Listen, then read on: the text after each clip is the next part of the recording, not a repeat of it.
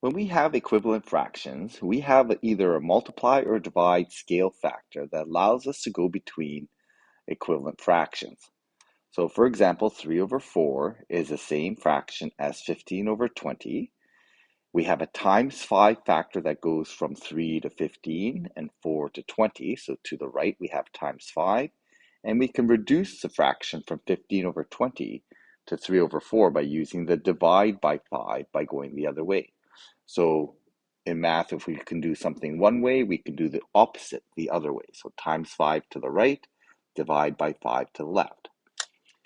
Now we can use, I've given you an app here that allows us to kind of visualize and see how we could make equivalent fractions. So the app will give us to this link here. And what it allows us to do is allows us to show the 1/4 fraction or any other fraction. And we can divide this into other parts. And we can see the different factors that are involved to help us divide. So we went from 1/4 to this becomes 2/8, and we can see that by how we have a times by 2 factor here on the top and bottom that allows us to make this into a 2/8 fraction. And we can make this into even smaller parts. So 3 parts. We have a times by 3, and that's going to give us 3 over 12 fraction. Okay, so we can see this, and we can change our fraction as well. We can see, we can have 2/4. We can change the fraction here, and we can change the number of parts, our multiplying factor. Here we'd have times 2, that's a times 3, that's a times 4, and we can see the expression that shows the times 4 and the answers as well.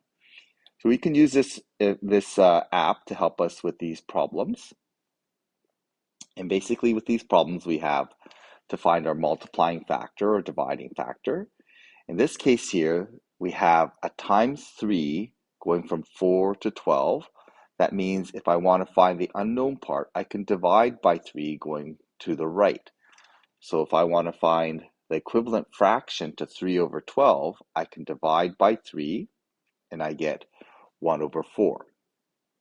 Now I've also drawn these arrows up and down because there is actually a multiplying factor that goes up and down, but those are decimal factors. So if you want to use those, you can, and they do work. They work the same way as left to right, but those are what we call unit rate factors. So we'll look at those a little bit more in-depthly later. So here, if I want to find a multiplying factor, what I need to do is I need to divide. To find a multiplier, and this is important, to find a multiplier, we divide. So if I want to find my multiplier here, I can go 12 divided by 6. That's going to give me 2. So going from right to left, I'm going to divide by 2. Or going the other way, I'm going to times by 2. So I want to go from right to left. So I'm going to divide by 2 on top and bottom. So an equivalent fraction to 8 over 12 is 4 over 6. So again, if I want to find my multiplying factor, I divide.